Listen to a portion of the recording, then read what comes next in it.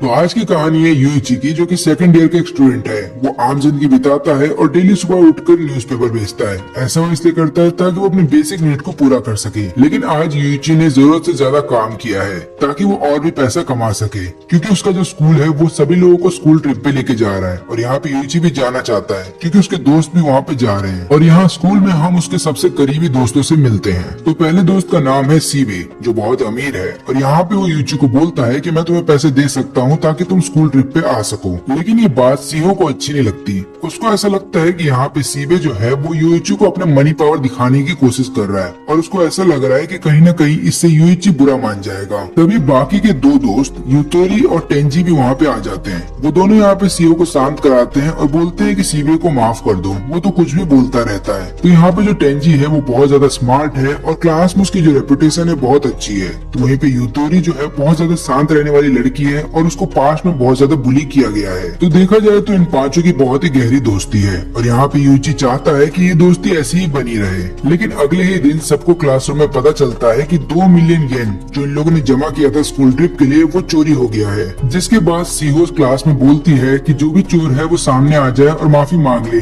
हम उसे माफ कर देंगे। लेकिन ऐसा होता नहीं, क्योंकि जिसने भी चोरी की है वो अपनी आइडेंटिटी खुद से रिवील क्यों करेगा। लेकिन जो सिचुएशन है वो और भी ज्यादा खराब हो जाती है जब सीबे और सीहो दोनों ही स्कूल आना बंद कर देते हैं और काफी दिनों से ये लोग स्कूल नहीं आते हैं। जिसके बाद सभी क्लासमेट्स को ऐसा लग रहा होता है कि इन्हीं दोनों ने चोरी की होगी। फिर एक दिन यूइची को एक लेटर मिलता है उसके घर के बाहर। उस लेटर में लिखा होता है भेजने वाले का नाम और वो होता है सीहो का। उसमें वो लिखती है कि मेरे से स्कूल में आके मिलो। फिर ये भागते हुए उधर पे जाता है। उधर पे ये देखता है कि उसके बाकी के चारों दोस्त भी वहीं पे है और वो सब लोग पूछ रहे होते हैं कि यूइची तुमने हमें यहाँ पे क्यों बुलाया है। लेकिन यहाँ पे फिर सबको पता ये चलता है कि एक्चुअली में किसी ने भी किसी को नहीं बुलाया था। ये तो इनके नाम के लेटर एक दूसरे को दिए गए थे ताकि सब लोग यहाँ पे आ सके। जब तक ये लोग इस चीज का कुछ कर पाते, यहाँ पे यूइची को पीछे से करंट लगता है। जिसके बाद यहाँ पे यूइची बेहोश होने वाला था और वो देखता है कि उसके दोस्तों को कोई किडनैप कर रहा है। अब यूइची जब बेहोश हो जाता है तब वो अपनी माँ को और टीचर को याद कर रहा होता है, जहाँ पे उसके टीचर उसको बता रहे होते हैं कि पैसा इस दुनिया का सबसे इम्पोर्टेंट चीज है और वहीं पे उसकी माँ उसको बताती है कि दोस्त हैं जो सबसे इम्पोर्टेंट है। अब यहाँ पे यूइची को जब होश आता है तो वो देखता है कि उसको और उसके दोस्तों को एक रूम के अंदर बंद रखा गया है और वहाँ पे एक डॉल उनके सामने आता है और इस डॉल को देखते ही यूतोरी समझ जाती है कि ये डॉल का नाम है मनाबू, क्योंकि ऐसा ही एक कैरेक्टर बहुत पहले एनिमेटेड शो में आता था। तभी मनाबू इनको बताता है कि आप सभी लोग पार्टिसिपेट करने वाले हैं एक गेम में और अगर आप गेम जीत जाते हैं तो पर राउंड आपको 2 मिलियन येन दिए जाएंगे और अगर आप ये गेम कंप्लीट करते हैं तो आपको टोटल 20 मिलियन येन दिए जाएंगे और इन्हीं पैसों से तुम्हें अपना कर्जा चुकाना होगा। तब यूइची बोलता है कि हमने तो तुमसे कोई कर्जा नहीं लिया, तो हम ये गेम क्यों खेले। तब मनाबू बताता है कि तुमने नहीं लिया, लेकिन तुम पांचों में से किसी एक ने 20 मिलियन येन लेके रखा है हमसे कर्ज और वो तुम्हें चुकाना होगा। तब यहाँ पे तेंजी बोलता है कि पहली बात तो ये कि तुमने हमें किडनैप कर लिया है, जिसके बाद हम तुम्हारी कंप्लेन कर सकते हैं और ऊपर से तुम्हारे पास क्या एविडेंस है कि हमने तुमसे कोई कर्ज लेके रखा है। तभी मनाबू बताता है कि तुम में से किसी एक ने 2 मिलियन येन पहले डिपॉजिट कर दिए हैं इस गेम को स्टार्ट करने के लिए। और यहाँ पे मनाबू इन सभी लोगों को ये बताने की कोशिश कर रहा होता है कि जिस भी व्यक्ति ने तुम्हें इस गेम के अंदर फंसाया है तुम सबको, उसी ने तुम्हारे स्कूल के पैसों को भी चुराया है। इसके बाद मनाबू बताता है कि तुम लोग चाहो तो गेम से बाहर जा सकते हो, लेकिन एक बात याद रखना, तुम लोगों ने जो डिपॉजिट कर रखा है 2 मिलियन येन का वो तुम्हें वापस नहीं मिलेगा और जिस भी व्यक्ति ने हमसे 20 मिलियन येन का कर्जा लेके रखा है उसे अकेले ही उस पैसों को चुकाना होगा। लेकिन अगर तुम सब लोग पार्टिसिपेट करने को तैयार होते हो तो उस पैसों को तुम पांचों में इक्वली डिस्ट्रीब्यूट कर दिया जाएगा, यानी कि हर किसी के हिस्से में 4 मिलियन येन आएंगे और जैसे जैसे तुम गेम को जीतते जाओगे वो पैसे कम हो जाएंगे, लेकिन जब तुम गेम को हारोगे तो वो पैसे डबल हो जाएंगे। मैं तुम लोग को टाइम देता हूँ ताकि तुम लोग बैठ करके डिसाइड कर लो कि तुम्हें क्या करना है। तब यहाँ पे सीहो बताती है कि एक काम करते हैं, हम लोग गेम में पार्टिसिपेट करते हैं, क्योंकि जिस भी व्यक्ति ने पैसा लिया है वो हमारे में से कोई एक है और वो हमारा दोस्त है, तो दोस्त होने के नाते हमें उसकी हेल्प करनी चाहिए। अब यहाँ पे सभी लोग सीहो की बात से एग्री कर रहे होते हैं, लेकिन यहाँ पे यूइची सोच रहा होता है कि उसे क्या करना चाहिए। या तो वो यहाँ से जा सकता है गेम को छोड़ करके, क्योंकि उसने कर्जा नहीं लिया, नहीं तो फिर उसे यहाँ पे रुक करके अपने दोस्तों का साथ देना होगा। और आखिरी में यूइची फैसला करता है कि वो अपने दोस्तों का साथ देगा और इसके बाद सब लोग इस गेम में पार्टिसिपेट करने को तैयार हैं। उनका पहला गेम स्टार्ट होता है एक रूम के अंदर, जहाँ पे टेबल के ऊपर एक बहुत बड़ा कॉइन रखा गया है और हर किसी के नेम के बैजेस भी वहाँ पे रखे गए हैं और इन्हीं बैजेस के ऊपर लगातार इनको शो होता रहेगा कि इनके ऊपर कितना कर्जा है। तो अभी फिलहाल फिलहाल के लिए हर किसी के ऊपर 4 मिलियन येन का कर्जा हो रखा है। लेकिन गेम स्टार्ट हो जाने के बाद ये लोग नहीं दिखा सकते कि इनके ऊपर कितना कर्जा है,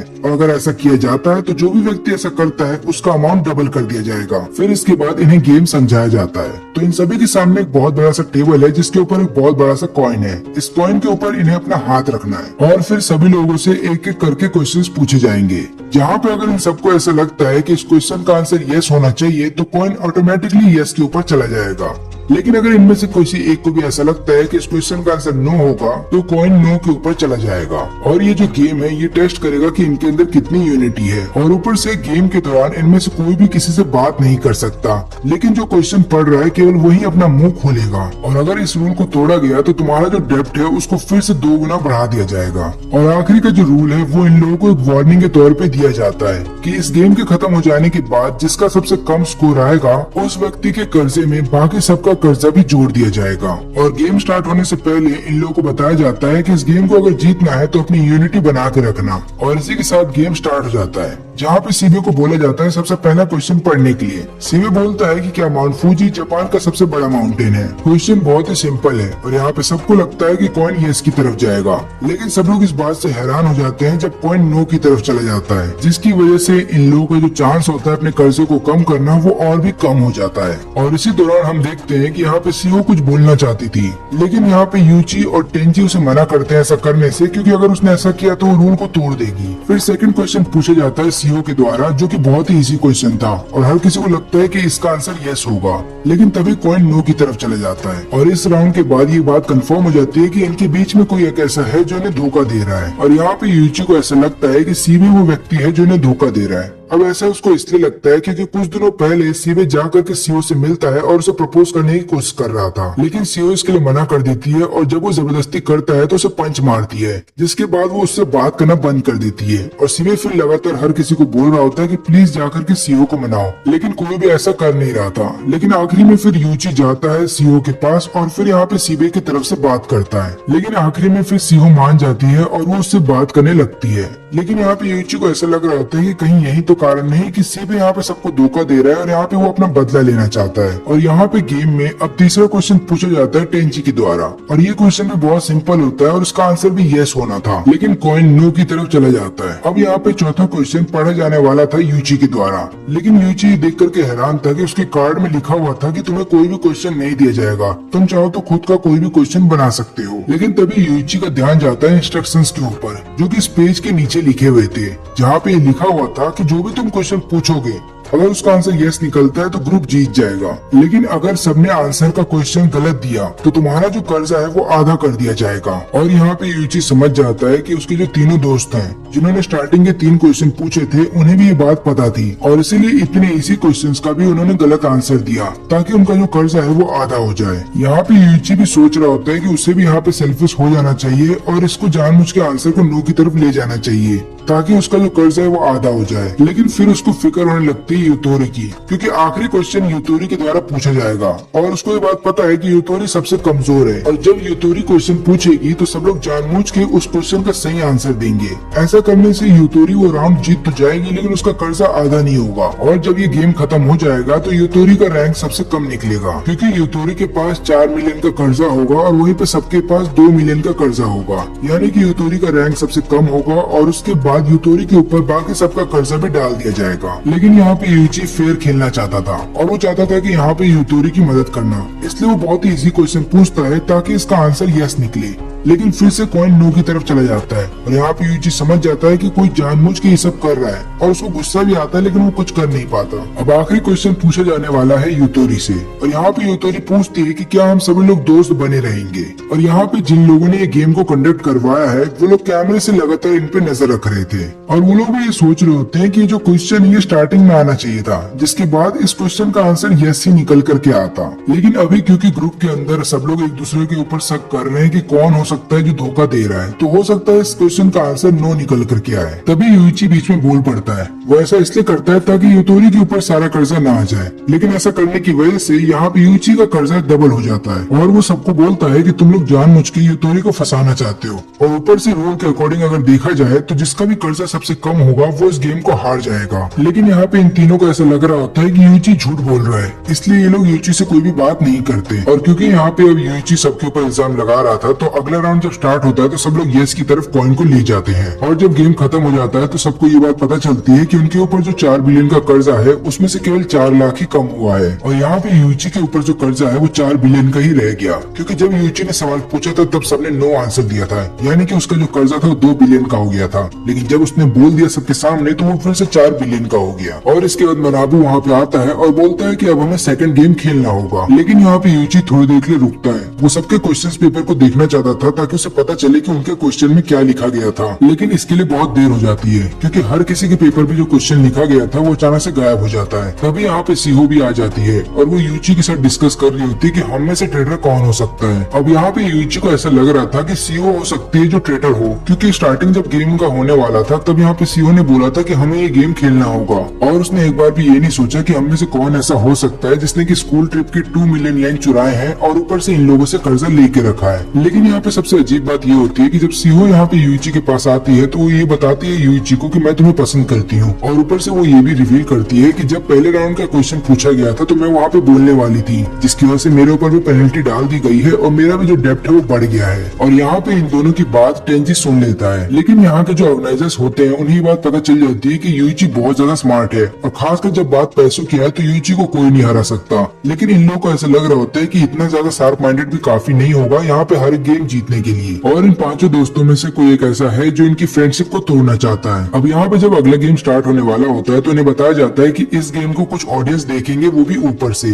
और ऊपर से इस गेम में तुम्हें अपने दोस्तों की इंसल्ट करनी है। लेकिन अभी भी इन लोगों को समझ में नहीं आ रहा होता है, तो मनाबू फिर इन्हें आराम से समझाता है। तो देखो, तुम्हें इस रूम के अंदर जाना है बारी बारी से। फिर उसके अंदर जाने के बाद एक कागज के टुकड़े के ऊपर तुम्हें अपने दोस्त के बारे में कुछ बुरी चीजें लिखनी है और उसको एक बॉक्स के अंदर रख देना है। फिर मैं जाऊंगा उस रूम के अंदर और उस बॉक्स के अंदर से उस कागज के टुकड़े को लेकर के आऊंगा और बाद में जो भी तुमने लिखा है वो मैं सबके सामने पढ़ के सुनाऊंगा। फिर उसके बाद जो ऑडियंस है वो वोट करेगी कि तुम में से किसको कितना ज्यादा आगे बढ़ना चाहिए और जो भी तुम में से सबसे पहले फिनिश लाइन को पार कर जाएगा उसके ऊपर सारा कर्जा आ जाएगा और बाकी के 4 को एलिमिनेट कर दिया जाएगा। लेकिन अगर तुम में से कोई भी किसी के बारे में कुछ भी नहीं लिखता है और ऑडियंस तुम्हें वोट नहीं देती है तो इसकी वजह से तुम लोग हर बार एक स्टेप आगे बढ़ोगे, यानी कि तुम सब लोग एक साथ मिल करके फिनिशिंग लाइन को पार कर जाओगे और फिर तुम्हें अगला 3rd गेम खेलना होगा। और आखिरी में मनाबू इन सबको एक वार्निंग देता है कि तुम में से जो भी ट्रेटर है वो ऐसा चाहेगा नहीं कि तुम सब लोग एक साथ फिनिशिंग लाइन को पार करो। यहाँ पे जैसे ही गेम स्टार्ट हो जाता है तो पहले 2 राउंड में कोई भी किसी के बारे में कुछ भी नहीं लिखता और इसकी वजह से सब लोग एक साथ 2 स्टेप आगे बढ़ जाते हैं। लेकिन ऐसा करने की वजह से हर बार जब भी लोग एक स्टेप आगे लेंगे इनके हर एक स्टेप के ऊपर एक कंडीशन आ जाएगा, जिसकी वजह से इनका कर्जा धीरे धीरे बढ़ता जाएगा। तभी मनाबू एक नया रूल लेकर के आता है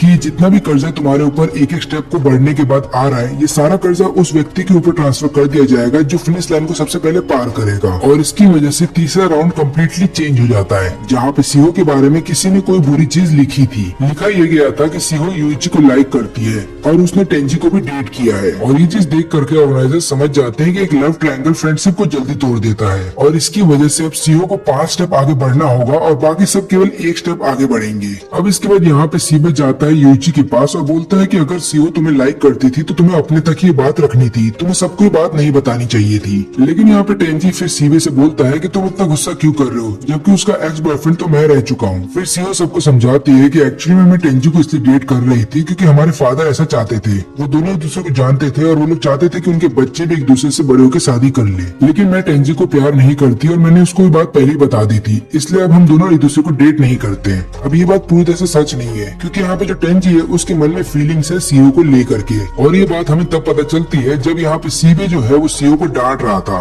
तब टेंजी गुस्से में आ जाता है और उल्टा लड़ पड़ता है सीबे से और फिर दोनों एक दूसरे पे इल्जाम लगाने लगते हैं कि तुमने ही सीओ के बारे में ये चीजें लिखी होंगी। और यहाँ पे क्योंकि टेंजी स्मार्ट है तो यहाँ पे सीबे से ये बोलता है कि तुमने जानबूझ के रूमर फैलाया है क्योंकि तुम देखना चाहते थे कि यहाँ पे सीओ एक्चुअली में किससे प्यार करती है। और ऊपर से मैं तो ऐसा काम करूंगा ही नहीं क्योंकि मुझे पता है कि अगर मैंने ऐसा कुछ भी लिखा तो हर कोई मुझे ही दोषी मानेगा। और ऊपर से मुझे भी ये बात पता है कि तुम्हारे मन में भी सीओ को लेकर के फीलिंग्स है। दोनों ही आपस में और लड़ करते ही इससे पहले कि यूइची बीच में आ जाता है। वो बोलता है कि तुम दोनों आपस में लड़ना बंद करो, यहाँ पे सीओ की फीलिंग्स को भी समझो, और अगर तुम्हें सही में सीओ की इतनी फिक्र है तो आपस में लड़ना बंद करो और यहाँ पे सोचो कि हमें आगे क्या करना है। वहीं पे दूसरी तरफ यूतोरी को जलन हो रही होती है सीओ से, क्योंकि वो देख रही थी कैसे तीनों लड़के यहाँ पे सीओ के लिए लड़ रहे हैं और कोई भी उसके लिए कुछ नहीं बोल रहा, यानी कि किसी को भी उसके अंदर इंटरेस्ट नहीं है। इसके बाद चौथा राउंड स्टार्ट हो जाता है और जब चौथा राउंड खत्म होता है तो यहाँ पे मनाबो को 3 पेपर मिलते हैं, यानी कि 3 लोगों के बारे में कुछ चीजें लिखी गई हैं। यहाँ पे सीओ के बारे में भी एक चीज लिखी गई थी कि सीओ ने प्लास्टिक सर्जरी कराया है, और इसके बाद फिर से सीओ काफी सारे स्टेप्स को छोड़ करके आगे बढ़ जाती है और यहाँ पे यूइची और सीबे जो है वो एक एक स्टेप आगे बढ़ते हैं। अब गेम जैसे जैसे आगे बढ़ता है हर किसी के बारे में कोई ना कोई सीक्रेट पता चल रहा होता है और यहाँ पे इनकी जो फ्रेंडशिप है वो धीरे धीरे टूट रही होती है। अब यहाँ पे सबसे डार्क सीक्रेट पता चलता है यूतोरी के बारे में। सबको ये बात पता चलती है कि यूतोरी ने शुगर बेबी का काम किया है, और ये बात सुनते ही यूतोरी रोने लगती है क्योंकि उसने ये डार्क सीक्रेट आज तक किसी को नहीं बताया था। लेकिन यूतोरी इसका इल्जाम डाल रही होती है सीओ के ऊपर, क्योंकि उसने ये बात सीओ को बताई थी और उसने वादा किया था कि वो किसी को नहीं बताएगी, लेकिन सीओ ने ये बात सबको बता दी। वहीं पे दूसरी तरफ सीबे इस बात पे लगातार कमेंट करने लगता है और यूतोरी के पास्ट को लेकर के गलत गलत चीजें बोल रहा होता है। तो टेंजी को आ जाता है गुस्सा और वो एक पंच मारता है और फिर वो यूची को बोलता है कि तुम जाओ और यूतोरी को संभालो। फिर इसके बाद काफी सारे राउंड कंप्लीट हो जाते हैं और अब हम देखने को मिलता है कि यहाँ पे टेंजी है जो सबसे पीछे चल रहा है। मनाबू एक बार फिर से इन सभी लोगों को रूल समझाता है, लेकिन ऐसा लग रहा है कि अब कोई भी रूल में इंटरेस्टेड नहीं है और किसी को भी अपने कर्जे से कोई फर्क नहीं पड़ता, क्योंकि ये लोग एक ऐसे मोड़ पे आ गए हैं जहाँ पे इनकी फ्रेंडशिप अब टूटने वाली है। फिर यूतोरी अपने पास्ट के बारे में बताती है। वो बोलती है कि मुझे काफी ज्यादा बुली किया जाता था और कोई भी टीचर मेरी मदद नहीं करता था, और जो लोग मुझे बुली करते थे उन लोगों से बचने के लिए मैं उन्हें पैसे दिया करती थी।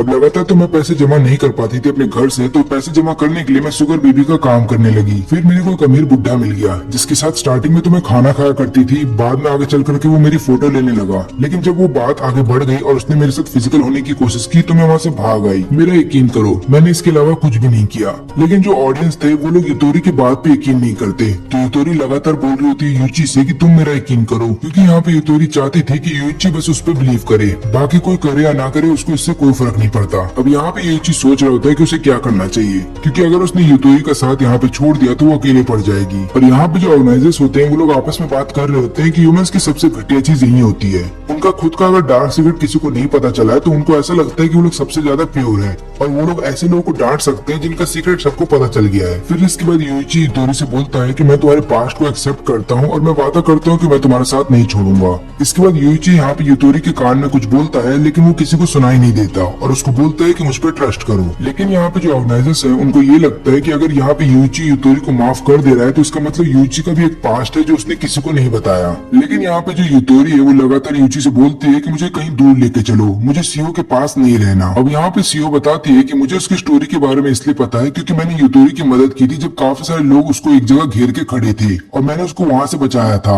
और तब उसने मुझे अपने पास्ट के बारे में बताया था। लेकिन मैंने उसको वादा किया था कि मैं उसके पास्ट के बारे में किसी को नहीं बताऊंगी। अब यहाँ पे ऑर्गेनाइजर्स समझ जाते हैं कि जो ट्रेटर इनके बीच में रह रहा है उसको पैसे से कोई मतलब नहीं। इसका मतलब ये है कि वो चाहता था कि सब लोग अलग अलग हो जाएं और वैसा ही हो रहा है। अब हमें एक फ्लैशबैक दिखाया जाता है जहाँ पे जो कल्प्रेट है वो इन्हीं का दोस्त है। वो जा रहा होता है यहाँ पे 2 मिलियन येन चुराने के लिए जो उन लोगों ने स्कूल ट्रिप के लिए बचा के रखे थे, और तभी ये यूतोरी से टकरा जाता है जहाँ पे इसके आंख के नीचे हल्का सा चोट लग जाता है और वहाँ पे एक स्कार बन जाता है। इस व्यक्ति को ये बात भी पता होती है कि सीओ ने प्लास्टिक सर्जरी क्यों करवाया था, क्योंकि सीओ के चेहरे पे एक निशान आ गया था जब वो बचपन में छोटी थी, और यही कारण था कि उसने आगे चल करके प्लास्टिक सर्जरी करवाई थी। और इसी ने यूतोरी का सीक्रेट सबको बताया था, क्योंकि यहाँ पे इसने सीओ को एक कीचेन दे रखा था जिसके अंदर एक माइक लगा था, लेकिन ये बात सीओ को नहीं पता थी। और सीओ जिसके साथ भी बात करती है और किससे क्या बात करती है ये सारी चीजें उसको पता चलती, और ये कोई और नहीं बल्कि टेंजी है, क्योंकि यहाँ पे इसके भी आंख के नीचे चोट लगी हुई है। और टेंजी ने ऐसा इसलिए किया था ताकि वो सीओ को सबसे अलग कर दे और उसके बाद सीओ उसकी लाइफ में वापस आ जाए।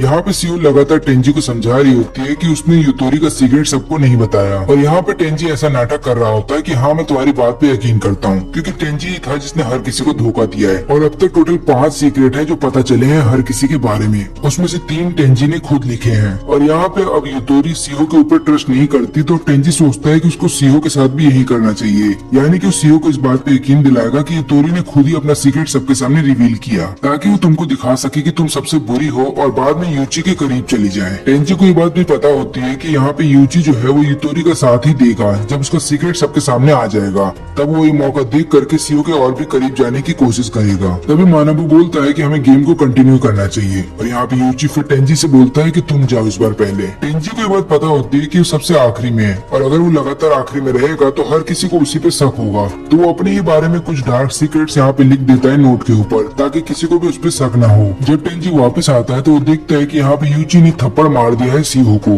क्योंकि यहाँ पे सीहो लगातार यूची से बोल रही होती है कि यूतोरी ने अपना ही सीक्रेट यहाँ पे खुद रिवील किया है ताकि वो तुम्हें अपना बना सके। टेंजी को ऐसा लग रहा होता है कि अब उसका प्लान बहुत ही आराम से काम कर जाएगा, क्योंकि अब दोनों लड़कियों को एक दूसरे पर ट्रस्ट हट चुका है। और यहाँ पे सीहो लगातार यूची से बोल रही होती है कि जब लड़की को कोई लड़का पसंद आ जाता है तो उसको पाने के लिए वो काफी सारे गंदे काम भी कर सकती है। अब यहाँ पे सीहो जस्टिफाई करती है अपनी प्लास्टिक सर्जरी को और बताती है कि मैंने ऐसा क्यों किया था, लेकिन ये सब जान लेने के बावजूद भी यूची उसका साथ नहीं देता। वो यूटोरी के साथ ही खड़ा होता है और उसका साथ निभा रहा होता है। और यहाँ पे सीहो को ऐसा लगता है कि अब उसके साथ कोई भी नहीं है। तब ये मौका देख करके टेंजी समझ जाता है कि अब दोनों लड़कियां एक दूसरे पर ट्रस्ट नहीं करती और ऊपर से अब यहाँ पे यूची भी जो है वो सीहो पर ट्रस्ट नहीं करता। इसी बात का फायदा उठा करके टेंजी जाता है सीहो के पास और बोलता है कि मैं तुम्हारे साथ हूँ। और यहाँ पे सीहो को भी अच्छा लगता है कि कम से कम टेंजी है जो उसके साथ है। फिर इसके बाद बाकी चार भी रूम के अंदर जा करके वापस आ जाते हैं, लेकिन इस बार केवल 2 ही पर्चे थे जिनके अंदर किसी के बारे में लिखा गया था। पहला सीक्रेट तो इतना ज्यादा खास था नहीं, लेकिन दूसरा सीक्रेट ये था कि टेंजी का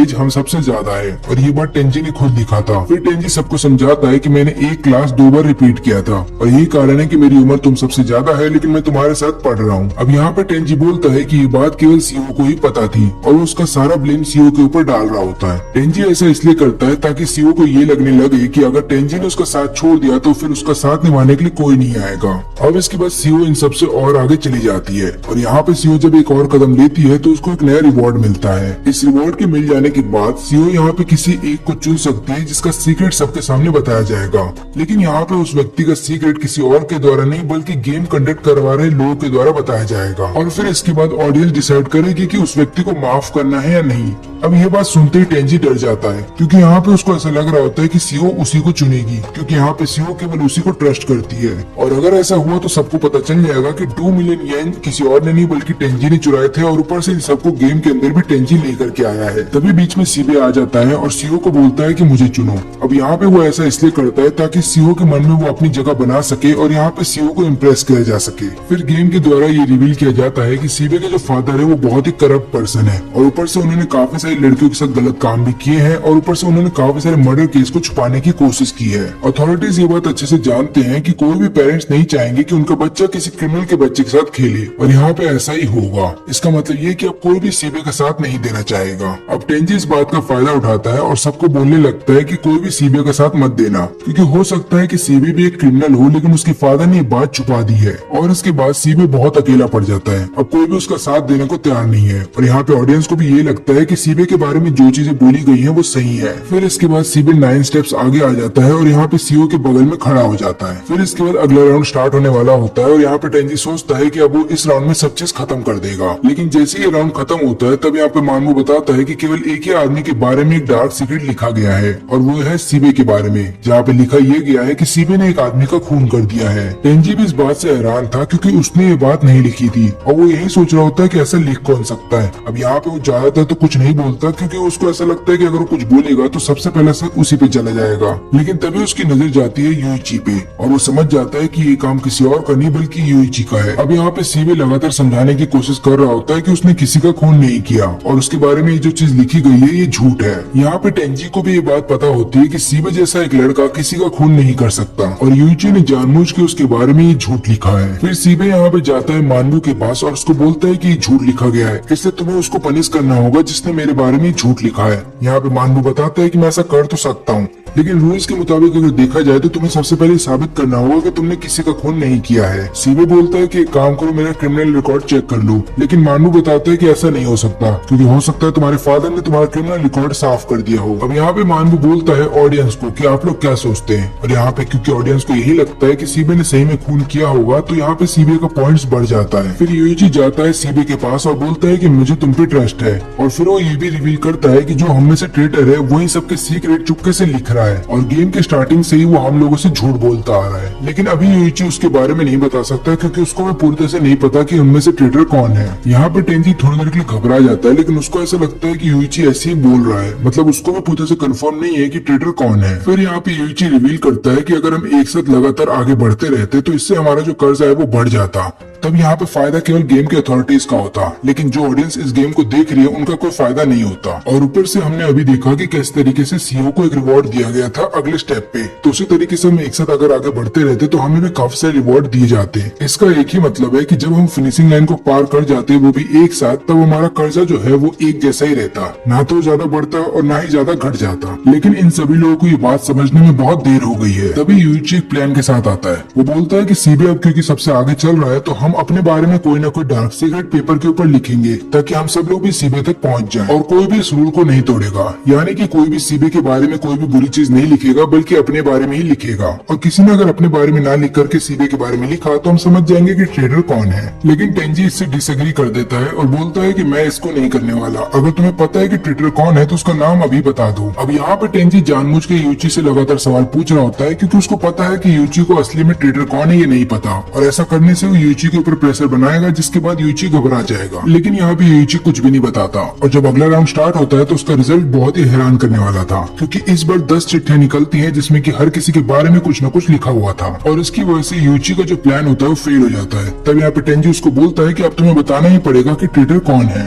लेकिन यहाँ पे यूची शांत रहता है और बोलता है कि मुझे नहीं पता कि ट्रेडर कौन है, मैंने तो ये कहानी ऐसी बनाई थी और मुझे लगा था मेरा प्लान सक्सेसफुल हो जाएगा, लेकिन ऐसा हुआ नहीं। और यहाँ पे अब टेंजी पूरी कॉन्फिडेंस में आ जाता है कि उसका प्लान अब एग्जीक्यूट कर जाएगा और वो सीईओ को सबसे अलग कर देगा। और ये गेम तब तक चलता रहता है जब तक कि सीईओ आखिरी स्टेप तक ना पहुंच जाए। और अब सीईओ क्योंकि आखिरी स्टेप पे पहुंच गई थी तो एक और स्टेप उसको लेना है और उसके बाद वो थर्ड गेम में पहुंच जाएगी। इसका मतलब ये है कि अब सीईओ चाहे कुछ भी कर ले वो पीछे नहीं हट पाएगी। लेकिन तभी गेम के अथॉरिटीज को ये बात पता चलती है कि यूची स्टार्टिंग से इस गेम को मैनिपुलेट कर रहा था और किसी को पता भी नहीं चला। यहाँ पे यूची चाहता था कि हर कोई एक साथ मिलकर के काम करे ताकि ट्रेडर का पता लगाया जा सके। और यहाँ पे यूची बोलता है कि अगले राउंड के लिए हम सब लोग एक एक पर्चा लेंगे और उसके अंदर लिखेंगे कि मैं वही व्यक्ति हूँ जो इन सबको गेम के अंदर लेकर के आया हूँ। ऐसा लिखने से होगा यूं कि अगर हमने झूठ लिखा है तो गेम वाले हमें पनिश करेंगे और हम सब लोग थर्ड राउंड में चले जाएंगे। लेकिन हम में से जो ट्रेडर है उसको पनिशमेंट नहीं दी जाएगी और वो यहीं पे रुका रहेगा। और यहाँ पे सबसे पहले टेंजी को भेजा जाता है लिखने के लिए क्योंकि सीईओ सबसे ज्यादा ट्रस्ट उसी को कर रही है। अब यहाँ पे टेंजी घबरा जाता है लेकिन उसको समझ में नहीं आता कि उसे क्या करना चाहिए। फिर वो सोचता है कि उसे वही करना चाहिए जो अभी यूची बोल रहा है और बाद में जब वो पकड़ा जाएगा तो वो बहाना मार देगा कि उसने ऐसा क्यों किया था। लेकिन जब रिजल्ट आता है तो हर कोई हैरान रहता है क्योंकि यहाँ पे केवल टेंजी था जिसने कि अपने पेपर पे कुछ लिखा था, बाकी सबने अपना पेपर ब्लैंक छोड़ दिया। फिर इसके बाद टेंजी रोते हुए बहाना मार रहा होता है कि उसने ये सब क्यों किया। लेकिन यहाँ पे यूची बोलता है कि ये बहाने बाद में मारना, पहले ये बताओ कि तुमने क्या क्या किया है। अब यहाँ पे होता यूं है कि यूची को स्टार्टिंग से ही शक था टेंजी के ऊपर और गेम स्टार्ट होने से पहले उसने ये देखा कि कौन कौन ट्रस्ट के लायक है, इसलिए उसने बताया कि वो सीईओ के साथ स्टार्टिंग से ही मिलकर के काम कर रहा था। और यहाँ पे जब वो रूम के अंदर गया तो उसने 2 पर्चे निकाले थे और अथॉरिटीज को उसने ये दिखाने की कोशिश की कि उसने पर्चे के ऊपर कुछ लिखा है, लेकिन एक्चुअली उसने पर्चा ब्लैंक छोड़ दिया था और सेकंड पर्चे पे उसने कुछ लिखा था जो उसने सीईओ को दे दिया। और यहाँ पे सीईओ ने बिल्कुल वैसा ही किया जैसा उस पर्चे के अंदर लिखा हुआ था। इसकी वजह से हुआ यूं कि यहाँ पे यूची समझ गया कि सीईओ ट्रस्ट के लायक है। अब जब बात यूतोरी की आती है तो यहाँ पे यूतोरी को भी उसने एक पर्चा दिया था और उसके अंदर लिखा हुआ था कि सीईओ के साथ लगातार फाइट करते रहो, ऐसा करने से ट्रेडर को ये लगेगा कि जैसा वो चाहता था वैसा ही हो रहा है। और मैंने यहाँ पे सीबी के साथ भी बिल्कुल वैसा ही किया जिससे कि मैं समझ गया कि ये तीनों भरोसे के लायक हैं। लेकिन जब बात तुम पे आती है तो मुझे डाउट था क्योंकि स्टार्टिंग से मैं देख रहा हूँ कि तुम पहले की तरह बिहेव नहीं कर रहे हो, क्योंकि जिस टेंजी को मैं जानता था वो हमेशा शांत रहता था और किसी के बीच में झगड़ा नहीं करवाता था। लेकिन जब से गेम स्टार्ट हुआ है तब से तुम एक दूसरे के बीच में झगड़ा करवा रहे हो। लेकिन यहाँ पे यूची को ये बात पता थी कि एक आदमी के बारे में एक से ज्यादा सीक्रेट लिखे जा सकते हैं, इसलिए यहाँ पे यूची ने उन तीनों के टैग्स अपने पास रख लिए थे, यानी कि नेम टैग। अब ऐसा करने से उन तीनों के पास कोई चारा नहीं था बल्कि यूची की बात माननी पड़ती। और यहाँ पे अथॉरिटीज भी समझ जाते हैं कि यूची बहुत ज्यादा स्मार्ट है, उसको पता है कि इंसानों की साइकोलॉजी के साथ कैसे खेलना है और उसने इन तीनों को ऐसा मैनिपुलेट किया कि वो तीनों वही करेंगे जो यूची यहाँ पे करवाना चाहता है। यूची टेंजी को ये भी बताता है कि मुझे तुम पे और भी ज्यादा शक तब हुआ जब तुमने सीबे के ऊपर इल्जाम लगाया कि सीबे ने जरूर किसी न किसी के बारे में कोई ना कोई बुरी चीज लिखी होगी, क्योंकि हम सब लोग जानते हैं कि सालों से हमने सीबे को अपने बारे में या फिर किसी और के सीक्रेट नहीं बताया है, क्योंकि ये जो सीबे है वो किसी की भी सीक्रेट को जल्दी किसी और को बता देता है और वो बहुत बड़ा गॉसिप क्वीन है। और ये बात तुम जानते थे, लेकिन उसके बावजूद भी तुमने इल्जाम लगाया तो सीबे के ऊपर। यहाँ पे टेंजी अब अपनी हार मान लेता है, वो सबसे माफी भी मांगता है, लेकिन अब कोई भी उसको माफ करने के लिए तैयार नहीं है। फिर यहाँ पे यूइची मानबू के कान में कुछ बोलता है और उसको बताता है कि मैंने गेम के अंदर एक झूठ बोला था और उस पनिशमेंट के तौर पे मैं ये चाहता हूँ कि मुझे थर्ड गेम के अंदर अकेले भेज दिया जाए। फिर ये लोग चेक करते हैं कि यूइची ने जो कहा है वो सही है या फिर गलत, और यहाँ पे वो लोग मान जाते हैं यूइची को थर्ड राउंड में अकेले भेजने के लिए। यूइची बताता है कि मैंने झूठ ये बोला था कि सीबे ने किसी का खून किया है, जबकि उसने नहीं, मैंने 3 लोगों का खून किया है। अथॉरिटीज को भी बात पता चलती है कि हाँ सही में यूइची ने 3 लोगों का खून किया है। यहाँ पे यूइची का प्लान ये था कि वो तीसरे राउंड में अकेले जाएगा और आगे चल करके इन्वेस्टिगेट ये करेगा कि इस गेम के पीछे असल में कौन लोग हैं, और यहाँ पे वो अपने दोस्तों को अपने साथ नहीं ले जाना चाहता था। सभी को यकीन नहीं होता कि यूइची ऐसा कुछ कर सकता है, लेकिन यहाँ पे मनाबू बताता है कि यूइची ने सही में लोगों का खून किया है। सभी लोग झगड़ रहे होते हैं आपस में कि यूइची ऐसा कर सकता है या नहीं, लेकिन यहाँ पे यूइची सोच रहा होता है कि उसकी माँ ने उससे झूठ बोला था कि दोस्ती पैसे से ज्यादा कीमती होती है। लेकिन अब यूइची को ऐसा लगता है कि दोस्ती एक बोझ से ज्यादा नहीं है, और वो तीसरे राउंड में अकेले जाना चाहता था ताकि वो अपने दोस्तों को बचा सके। अब जैसे ही यूइची कूदने वाला था तभी टेंजी बोलता है कि मैंने भी एक झूठ बोला है, मैंने सबके सामने बोला कि मेरे अंदर फीलिंग्स है सीओ को लेकर के, लेकिन ऐसा कुछ भी नहीं है, जबकि मैं यहाँ पे यूइची को चाहता हूँ। फिर इसके बाद वो यूइची को किस करता है और दोनों ही तीसरे राउंड में चले जाते हैं। टेंजी को अलाउ तो कर दिया जाता है तीसरे राउंड के लिए, लेकिन यहाँ पे ये लोग अब टेंजी के ऊपर और भी ज्यादा नजर रखेंगे, क्योंकि इन्हें पता ये चलता है कि टेंजी ये गेम एक बार नहीं बल्कि दूसरी बार खेल रहा है। फिर हमें कई साल पहले का सीन दिखाया जाता है जहाँ पे यूइची की माँ उसको बता रही होती है कि इस दुनिया में सबसे इम्पोर्टेंट तुम्हारे फ्रेंड्स हैं, ना कि पैसे। फिर यूइची अपना सिर हिला करके माँ को बताने की कोशिश कर रहा होता है कि हाँ मैं समझ चुका हूँ, लेकिन जब वो हॉस्पिटल से बाहर आता है और अपने टीचर से मिलता है तो वो बताता है कि इस दुनिया में सबसे इम्पोर्टेंट केवल पैसे हैं। तभी यूइची की आँख खुलती है और वो अपने आप को टेंजी को गुफा में पाता है। वो टेंजी से पूछता है कि क्या तुम्हें पता है कि हम कहाँ पे हैं, लेकिन यहाँ पे टेंजी बोलता है कि मुझे भी नहीं पता। तभी मानबू की आवाज सुनाई देती है और यहाँ पे मानबू बोलता है कि अगले गेम से पहले तुम्हें 3 दिन तक यहीं पे रुकना होगा। अब इन लोगों के लिए सर्वाइव करने के लिए केवल इनके पास पानी है। यहाँ पे टेंजी यूइची को बताता है कि मैंने जो तुम्हें किस किया वो जरूरी था, और मैं तुम्हारे साथ यहाँ पे जानबूझ के आया हूँ ताकि मैं तुम्हें अकेले में समझा सकूं कि मैंने तुम्हें धोखा क्यों दिया और ऊपर मैंने ये सब क्यों किया था। फिर टेंजी बताता है कि इस गेम के अंदर मेरा दूसरी बार है जब मैंने फ्रेंडशिप का ये गेम खेला है। लेकिन आगे कुछ भी बताने से पहले यहाँ पर टेंजी यूइची को बोलता है कि अपने नेम टैग को हाथ से ढक लो, क्योंकि उनके अंदर माइक्रोफोन लगे हुए हैं। फिर यहाँ पे टेंजी बताता है कि ये सब चीज का कारण है सीहो, क्योंकि सीहो की वजह से मैंने वो चीजें खो दी जो मेरे लिए इम्पोर्टेंट थी। तो मिडिल स्कूल में टेंजी के 2 बहुत ही करीब दोस्त हुआ करते थे और वो लोग हमेशा टेंजी के साथ रहते थे।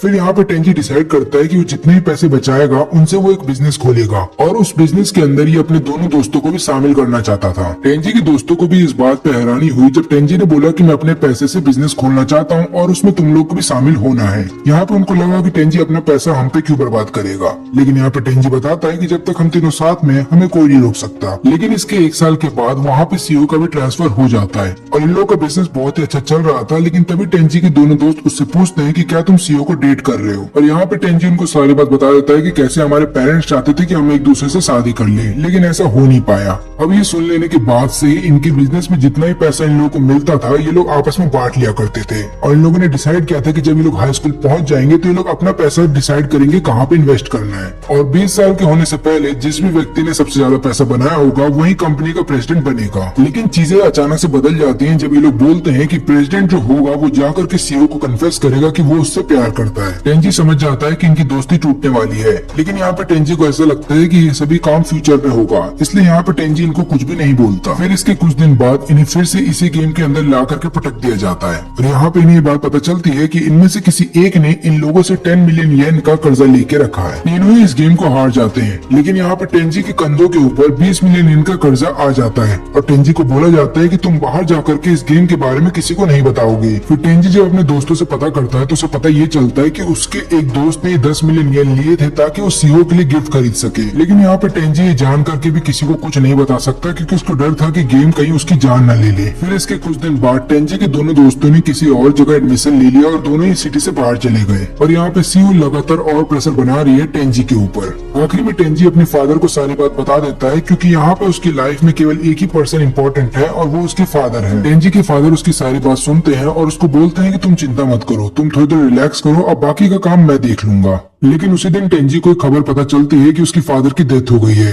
और यहाँ पे पुलिस वाले ये बता रहे होते हैं कि टेंजी के फादर ने सुसाइड किया है। लेकिन यहाँ पे टेंजी को पता है कि उसके फादर ऐसा कुछ भी नहीं कर सकते और घर से जाने से पहले टेंजी के फादर ने बोला था कि मैं सीओ की फैमिली से मिलने जा रहा हूँ। और यहाँ पे टेंजी को ऐसा लग रहा होता है कि उसकी लाइफ में उसके दोस्तों का चले जाना, उसके फादर की डेथ हो जाना, ये सभी चीजें कनेक्टेड है सीओ से। और तभी से सीओ के ऊपर लगातार टेंजी ने नजर बना के रखी थी, लेकिन यहाँ पे टेंजी को कुछ भी नहीं मिलता। लेकिन सबसे अजीब बात ये थी कि जब टेंजी लगातार सीओ के बारे में पता लगा रहा था, तब उसके घर पे एक लेटर आता है। उसमें लिखा ये गया था कि सीओ के पास से रिलेटेड चीजों को ढूंढना बंद करो, नहीं तो तुम भी गायब हो जाओगे अपने फादर की तरह। और यही वो कारण है जिसकी वजह से मैं तुम सबको इस फ्रेंडशिप गेम के अंदर ले करके आया था, ताकि मैं तुम्हें सीओ की असलियत दिखा सकूं। लेकिन यहाँ पे यूची की वजह से टेंजी का प्लान फेल हो जाता है। लेकिन अभी भी टेंजी को ऐसा लगता है कि सीओ कुछ तो ऐसा छुपा रही है जो उसको पता है। अब इनके ऊपर जो कर्जा है वो टोटल 10.8 मिलियन का है। लेकिन यहाँ पे यूची बोलता है कि जितनी इन्फॉर्मेशन मैंने गैदर की है उसके अकॉर्डिंग हमारे ऊपर टोटल 18.8 मिलियन येन का कर्जा होना चाहिए। इसका मतलब ये है कि किसी ने अपने अमाउंट के साथ छेड़छाड़ की है। अब यहाँ पे यूची को समझ में नहीं आ रहा था कि टेंजी को कैसे पता चल गया कि हम सबका 18.8 मिलियन येन का कर्जा होना चाहिए। ये लोग फिर से अपना सारा डेब्ट जो है कैलकुलेट करने लगते हैं और इन्हें पता चलता है कि इतना सारा कैलकुलेशन करने के बाद, वो भी सेकंड गेम के बाद भी 4 मिलियन येन कम पड़ रहे हैं, यानी कि अभी भी किसी ने हमसे झूठ बोला है। फिर टेंजी बताता है कि हो सकता है सीओ ने हमसे झूठ बोला हो, उसके ऊपर जो कर्जा है वो ज्यादा है लेकिन उसने हमें कम बताया। यूची बोलता है कि अगर सीओ ने मुझसे झूठ बोला है तो वो पक्की एक प्रोफेशनल लायर है। लेकिन यहाँ पे यूची अभी भी टेंजी पे यकीन नहीं कर सकता, वो भी खासकर सेकंड गेम के बाद। यहाँ पे यूची को ऐसा लगता है कि उसके दोस्तों का जो ग्रुप है वो कुछ नहीं, बस एक स्ट्रेंजर्स का ग्रुप है, क्योंकि कोई भी किसी के बारे में कुछ भी नहीं जानता। और यहाँ पे टेंजी भी बोलता है कि मुझे भी तुम्हारे बारे में ये बात नहीं पता थी कि तुमने किसी का खून किया है, लेकिन मैं यहाँ पे तुम्हारा पीछा इसलिए कर रहा हूँ क्योंकि मुझे अपने फादर का बदला लेना है। और मैंने देखा है कि तुम कितने ज्यादा स्मार्ट हो, क्योंकि सेकंड गेम में स्टार्टिंग से ही तुम पूरा गेम कंट्रोल कर रहे थे। और फिर यूची को भरोसा दिलाने के लिए टेंजी यहाँ पे अपना नेम टैग दिखा देता है। वो दिखाता है कि उसके ऊपर कितना कर्जा है, लेकिन क्योंकि उसने अपना नेम टैग दिखा दिया तो उसको पनिशमेंट के तौर पे उसका कर्जा डबल हो जाता है। फिर यहाँ पे टेंजी झुकते हुए माफी भी मांगता है यूची से और बोलता है कि प्लीज मेरा इस्तेमाल करो, लेकिन मुझे किसी तरीके से अपने साथ रखो। यूची बोलता है कि ठीक है, मैं तुम्हारा साथ तो दूंगा, लेकिन मुझे ये सोचने के लिए अभी समय चाहिए। फिर एक और आधा दिन जब बीत जाता है तब यूची पूछता है टेंजी से कि तुम सीबे और यूतोरी के बारे में क्या सोचते हो। टेंजी बोलता है कि मैं उनके बारे में नहीं सोचता, क्योंकि वो मेरे कुछ लगते ही नहीं। तब यहाँ पे यूची बोलता है कि पर वो तो तुम्हारे दोस्त थे ना, और तुम उनको यहाँ पे लेकर के आए थे, तो एक काम करना, जब तुम इस गेम से बाहर चले जाओ तो उन लोगों से माफी मांगना। हो सकता है वो लोग तुम्हें माफ भी ना करे, लेकिन चाहे कुछ भी हो जाए अपने सच्चे दिल से उनसे माफी मांगना। और यहाँ पे टेंजी बोलता है कि ठीक है, मैं उनसे माफी मांगने के लिए तैयार हूँ। और इसके बाद यूची बोलता है कि ठीक है, अगर तुम जैसा मैं बोलता हूँ वैसा करोगे तो मैं भी वादा करता हूँ कि मैं तुम्हारे इस गेम में साथ दूंगा। फिर इसके 3 दिन के बाद दोनों को रिहा कर दिया जाता है। अब गुफा से निकलने के बाद इन दोनों को एक जंगल में छोड़ दिया जाता है और वहीं पे मनाबू आता है और वो बोलता है कि अगला जो गेम होने वाला है वो हाइड एंड सीक का होगा, लेकिन इस कॉम्पिटिशन में तुम्हारी जो अपोनेंट की टीम होगी वो 5 लोगों की होगी। लेकिन यहाँ पे टेंजो को समझ में नहीं आ रहा था कि उनके सामने कोई और अपोनेंट कैसे आ गए, क्योंकि ये गेम तो फ्रेंडशिप का है ना, तो उनके सामने उनके खुद के दोस्त होने चाहिए। फिर यहाँ पे मनाबू समझाता है कि ट्रू फ्रेंडशिप तभी एग्जिस्ट करती है जब तुम्हारे सामने कोई अपोनेंट है। एग्जाम्पल के तौर पे जैसे कि तुम्हारा कोई दोस्त है लेकिन वो तुम्हें धोखा दे रहा है और तुम सामने वाली अपोनेंट की टीम को देखते हो कि वो लोग 5 जन है लेकिन एक साथ मिलकर रह रहे हैं, तब तुम्हारे मन में जलन होगी और आगे चल करके तुम अपने दोस्त पे कभी ट्रस्ट नहीं करोगे। और इस गेम का मेन मकसद भी यही है। इस गेम के अंदर ये देखा जाएगा कि तुम अपने दोस्त पे कितना ज्यादा ट्रस्ट करते हो, चाहे कुछ भी हो जाए तुम्हें अपना ट्रस्ट नहीं खोना है। तो गेम बहुत ही सिंपल है, तुम दोनों टीम में से कोई भी एक प्लेयर जा करके छुप जाएगा और उसको ढूंढने की जिम्मेदारी अपोनेंट की टीम की होगी। और यहाँ पे उस टीम के पास डिसएडवांटेज होगा जिसके पास कम प्लेयर्स हैं, लेकिन जिस टीम के पास ज्यादा प्लेयर्स हैं उनके पास एडवांटेज रहेगा। मनाबू एक और नया रूल इंट्रोड्यूस करता है जहाँ पे बोलता है कि कोई भी टीम का प्लेयर चाहे तो अपने अपोनेंट की टीम के साथ जा करके जुड़ सकता है और यहाँ पे जो भी प्लेयर दूसरी टीम में जा करके शामिल होगा उसका जितना भी कर्ज है वो भी खत्म हो जाएगा। लेकिन यहाँ पे यूची की टीम के लिए ऐसा करना नामुमकिन है, क्योंकि यहाँ पे अगर यूची की टीम में से कोई भी ऐसा करता है तो यूची हार जाएगा। फिर यहाँ पे मनाबू यूची को एक ऑप्शन देता है कि एक और टीम है जिसमें से एक ही प्लेयर बचा है, तुम चाहो तो उस प्लेयर को अपने पास रख सकते हो। फिर यहाँ पे यूची पूछता है कि क्या वो एक लड़की है, तो मनाबू बताता है कि हाँ वो एक लड़की है और यूची बोलता है कि ठीक है, उसको हम अपनी टीम में शामिल करने के लिए तैयार है। टेंजी इसके लिए मना भी करता है और बोलता है कि हो सकता है वो लड़की हमें धोखा दे दे, लेकिन यहाँ पे यूची बोलता है कि हम इस गेम को बिना किसी और प्लेयर के जीत नहीं सकते। तुम ही सोचो, हमारी टीम में में केवल 2 प्लेयर हैं और इस तरीके से हम गेम को नहीं जीत पाएंगे। तभी मारिया उनके सामने आती है जिसको एक्सेप्ट कर लिया जाता है यूची के द्वारा। अब देखा जाए तो मारिया जो है वो गेम अथॉरिटी की ही एक प्लेयर है, उसको जानबूझ के यूची की टीम में भेजा गया है ताकि वो लोग यूची के ऊपर नजर रख पाए। फिर यहाँ पे टेंजी बोलता है कि ठीक है, मैं जाकर के छुपूंगा, तब तक तुम बाहर रहना। ऐसा टेंजी इसलिए करता है क्योंकि यहाँ पे उसको पता है कि अगर यूची बाहर रहेगा तो वो मारिया के ऊपर नजर रख पाएगा, कहीं मारिया जाकर के दूसरी टीम में शामिल ना हो जाए। इसके बाद मानव दोनों ही टीम को 2 घंटे का टाइम देता है और जब तक ये लोग छुपने जा रहे थे तब यहाँ पे टेंजी एक बार फिर से रूल समझाता है। पहला ये कि तुम अपने अपोनेंट की टीम में से किसी को भी मार के धमका करके ये बात नहीं पता कर सकते कि उनका प्लेयर कहाँ पे छुपा हुआ है। दूसरा ये कि जो भी प्लेयर छुपेगा वो एक जगह से दूसरी जगह मूव नहीं कर सकता जब तक कि ये गेम खत्म ना हो जाए। और अगर किसी भी टीम ने ये रूल को तोड़ दिया तो वो टीम तुरंत हार जाएगी और उनके ऊपर जो कर्जा है वो डबल कर दिया जाएगा। इन सभी लोगों को एक फोन दिया जाएगा ताकि ये लोग अपने प्लेयर के साथ कम्युनिकेट कर पाए। और ऊपर से जंगल के बीचों बीच खाना रखा गया है ताकि उस प्लेयर तक ये लोग खाना पहुंचा सके जो प्लेयर छुपने गया है। लेकिन इसके अलावा सबसे इम्पोर्टेंट रूल ये है कि जो भी बंदा छुपने जाएगा उसके पास एक बटन होगा और अगर उसको ऐसा लग रहा है कि उसके टीम वाले उसको नहीं ढूंढ पा रहे या फिर उस तक खाना नहीं पहुंचा पा रहे हैं तो वो चाहे तो क्विट कर सकता है और अगर उसने ऐसा किया तो उसकी पूरी टीम भी हार जाएगी। अब यहाँ पे यूइची टेंजी के लिए एक जगह ढूंढ लेता है जहाँ पे वो छुप सकता है और क्योंकि यहाँ पे यूइची अभी तक से मारिया पे पूरी तरह से भरोसा नहीं करता तो उन लोगों ने मारिया को काफी दूर खड़ा रखा है ताकि मारिया ये जगह ना देख ले। अब यहाँ पे यूइची पूछता है टेंजी से कि तुम्हारी तबीयत कैसी है, क्योंकि यहाँ पे यूइची को ऐसा लग रहा होता है कि टेंजी कब तक इस जगह पे भूखा रह पाएगा। टेंजी बोलता है कि तुम मेरी फिक्र मत करो,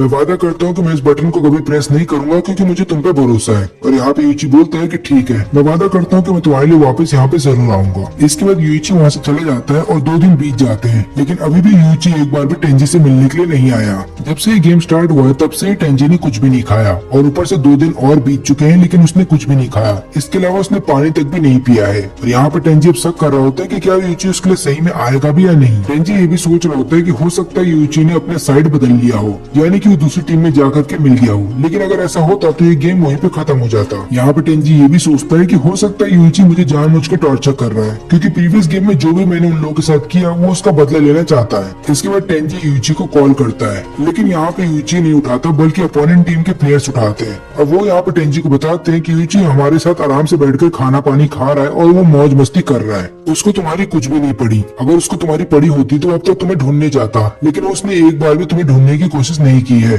और वो ऐसा लग रहा है कि तुम्हें ढूंढने नहीं आएगा। ये सारी बातें सुन लेने के बाद टेंजी पागल हो जाता है और अब वो लगातार यही सोच रहा होता है कि क्या सही में यूइची उसके लिए आएगा भी या नहीं, क्योंकि यहाँ पे टेंजी लगातार अकेले है तो लगातार अकेले रहने की वजह से वो पागल होता जा रहा है और भूख प्यास की वजह से उसको समझ में नहीं आ रहा कि उसको क्या करना चाहिए। लेकिन टेंजी फिर भी क्विट नहीं करता और सोचता है कि उसे यूइची को एक मौका देना चाहिए, हो सकता है यूइची उसको धोखा ना दे और उसके लिए आ भी जाए। अब हमें इसके बाद 2 दिन पहले का सीन दिखाया जाता है जहाँ पे हम दूसरी टीम के सभी प्लेयर्स को देखते हैं और यहाँ पे जो उनका हाइडर होता है वही उनका कैप्टन भी होता है। ये लोग आपस में डिस्कस कर रहे होते हैं और ये लोग ये बोलते हैं कि इस पूरे जंगल में किसी भी हाइडर को ढूंढना बहुत ही मुश्किल है, यानी कि कोई भी टीम का मेंबर इतना पागल नहीं है कि वो ओपोनेंट की टीम के हाइडर को ढूंढने जाएगा। इस गेम को अगर जीतना है तो अपने ओपोनेंट की टीम के मेंबर्स के ऊपर नजर रखो, फिर वो जैसे ही खाना लेकर के जा रहे होंगे अपने हाइडर के लिए तुरंत ही उन्हें पकड़ लो और इसी तरीके से तुम इस गेम को जीत सकते हो। अब यहाँ पे जो दोनों सुपरवाइजर होते हैं वो लोग आपस में शर्त लगा रहे होते हैं कि कौन सी टीम जीतेगी। अब यहाँ पे 3 दिन बीत जाते हैं लेकिन कुछ भी नहीं होता। इसके बाद सुपरवाइजर ये बोलती है कि देखना टेंजी उस बटन को दबा देगा, क्योंकि इस टीम का हर एक प्लेयर बास्केटबॉल खेलता है और ये लोग फिजिकली फिट है। इसका मतलब ये भी है कि ये लोग यूची के ऊपर और मारिया के ऊपर काफी दिनों तक नजर रख सकते हैं और क्योंकि इनकी संख्या ज्यादा है तो ये लोग आराम से अपने हाइडर के पास खाना भी ले जा सकते हैं। लेकिन वहीं पे दूसरी तरफ टेंजी की हालत खराब हो रही होती है क्योंकि टेंजी काफी दिनों तक भूखा है तो उसको भ्रम हो रहा होता है कि यूची उसके पास आ गया और उसके लिए खाना पानी लेकर के आ गया है। लेकिन इन 3 दिन तक यूची ने केवल आराम किया है और सप्लाई कैंप के पास बैठ करके बस खाना खाया है। लेकिन यहाँ पे सुपरवाइजर्स को ऐसा लग रहा होता है कि यूची कोई ना कोई प्लान बना रहा है, क्योंकि मारिया ने उन दोनों को बताया है कि यूची के पास कोई तो प्लान है, लेकिन उस प्लान को कब एग्जीक्यूट करेगा इसके बारे में मारिया को भी नहीं पता। तभी यहाँ पे यूची बोलता है कि मैं अपने अपोनेंट की टीम में जाना चाहता हूँ और मैं इस टीम को छोड़ रहा हूँ। अब ये बात सुनते सुपरवाइजर भी चौंकते नहीं बल्कि ये सोच रहे होते हैं कि हो सकता है यूची के पास कोई प्लान हो और दूसरे टीम मेंबर ये सोच रहे होते हैं कि अगर यूची हमारे पास आ गया तो उसका सारा कर्जा टेंजी के ऊपर चला जाएगा, यहाँ पे टेंजी हार भी जाएगा और उसके ऊपर कर्जा भी बढ़ जाएगा। लेकिन यूची को अपनी टीम में लेने से पहले ये लोग सोच रहे होते हैं कि ये लोग अपने कैप्टन से बात करेंगे और ये बात सुनते यूची इन लोगों पे हंसने लगता है। वो बोलता है कि तुम लोग इतना सिंपल सा डिसीजन भी खुद से नहीं ले सकते, क्या तुम्हें इतना डिसीजन लेने का भी हक नहीं है? ऐसा लग रहा है कि तुम्हारे पास खुद का दिमाग नहीं है, तुम्हें जो बोला जाता है तुम वही करते हो। अब ये बात सुनते ही यहाँ पे थक गुस्सा हो जाता है, लेकिन उसके टीममेट्स उसको रोक लेते हैं और उसको समझाते हैं कि यहाँ पे लड़ाई झगड़ा मत करो, क्योंकि अगर ऐसा किया गया तो हम लोग हार जाएंगे। अब यहाँ पे ये लोग अपने कैप्टन से जब पूछ करके आते हैं तब वो लोग बताते हैं कि हम लोग यूची को अपने साथ अभी नहीं लेंगे, क्योंकि यूची अकेले आना चाहता है और अगर उसको आना है हमारी टीम में तो उसको मारिया को भी अपने साथ लेकर के आना होगा, क्योंकि इन लोगों को ऐसा लगता है कि अगर यूची इनकी टीम में आ गया तो इसके बाद ये मारिया को बता देगा कि हमारा हाइडर कहाँ पे छुपा हुआ है और मारिया जाकर के उसको ढूंढ लेगी और हो सकता है हम लोग गेम हार जाएं। और इसके बाद थग फिर जाता है यूची से बात करने के लिए और बोलता है कि अब तुम्हें अपने साथ मारिया को लेकर के आना होगा। हमें फिर से 2 दिन पहले का सीन दिखाया जाता है जहाँ पे यूची मारिया को सारा प्लान समझाता है। वो बोलता है कि मैं अपोनेंट की टीम में चला जाऊंगा और उसके बाद उनके हाइडर का लोकेशन तुम्हें दे दूंगा और तुम उसको ढूंढ लेना, लेकिन हो सकता है मेरा प्लान फ्लॉप हो जाए। अब इसके बाद यूची एक और प्लान बताता है मारिया को। अब ये प्लान सुन लेने के बाद मारिया भी सोचती है कि जितना मैंने सोचा था यूची उससे ज्यादा स्मार्ट है। अब यहाँ पे हम प्रेजेंट में देखते हैं जहाँ पे यूची थग के ऑफर को रिजेक्ट कर देता है और बोलता है कि नहीं, अब मैं तुम्हारे साथ टीम अप नहीं करना चाहता। और इसके अलावा यूची यहाँ पे 2 दिन तक खाली बैठा हुआ नहीं था, वो बल्कि यहाँ पे इसलिए बैठा था ताकि वो ओपोनेंट की टीम के बारे में और भी ज्यादा इन्फॉर्मेशन निकाल सके। अब अगले दिन जब ओपोनेंट की टीम के 2 मेंबर चले जाते हैं हाइडर को खाना देने के लिए, वहीं पे 2 प्लेयर रुक जाते हैं यहाँ पे यूची के ऊपर नजर रखने के लिए, लेकिन तभी इन दोनों में से एक बंदा चला जाता है मारिया के पीछे और यहाँ पे थग रुक जाता है यूची के लिए। यहाँ पे यूची थग से बात करता है और बोलता है कि तुम्हारी टीम कितना अच्छा काम करती है, लेकिन यहाँ पे थग ऐसा नहीं मानता, क्योंकि स्टार्टिंग में जब थग बास्केटबॉल टीम के अंदर था तो उसने कई बार ऐसा काम किया जिसकी वजह से कैप्टन को काफी ज्यादा चोट लगी और इसी हादसे के बाद से थग ने अपने आप को काफी ज्यादा इम्प्रूव किया है। फिर यहाँ पे यूची पूछता है कि तुम में से किसने कर्जा लिया था जिसकी वजह से तुम्हें इस गेम के अंदर आना पड़ा, लेकिन इससे पहले थग कुछ बोल पाता उसका साथी वहाँ पे आ जाता है और बोलता है काम करो थग, तुम यहाँ से कहीं दूर चले जाओ। थग सोचता है कि उसे मारिया के ऊपर नजर रखना चाहिए तो वो वहीं पे चला जाता है। वो देखता है कि मारिया वहाँ पे नहीं है और वो डर जाता है। उसे ऐसा लगता है कहीं मारिया अपने हाइडर को खाना देने तो नहीं चली गई, लेकिन मारिया कहीं जाती नहीं बल्कि वहाँ पे कपड़ा बदल रही थी और जैसे थग उसे देख लेता है वो शर्माते हुए वहाँ से भागने लगता है। इसके बाद थग अपने ही साथी से बहस कर रहा होता है कि एक काम करो, तुम मारिया के ऊपर नजर रखो, मैं यूची के ऊपर नजर रखूंगा।